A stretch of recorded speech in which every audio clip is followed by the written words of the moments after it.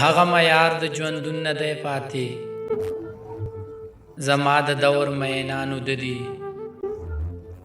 ستورو ته وایي چې شپې نه روڼوي. اخلي سره مې د ارمانه یاره، سودا دې وکړه خو ارزانه یاره. دواړه په یو بل په طلب کې برباد، او بربادي په دواړو ګرانه یاره. دې ښار کې هر چا له لاس مه ورکوه، لږه سلا اخله زمانه یاره. مونږ خاکنشینو هم که کډه وکړه، څوک بازاریږي بیا له تانه یاره. ژوند تیرول لکه د غره کنستل، خودکشي څومره د اسانه یاره.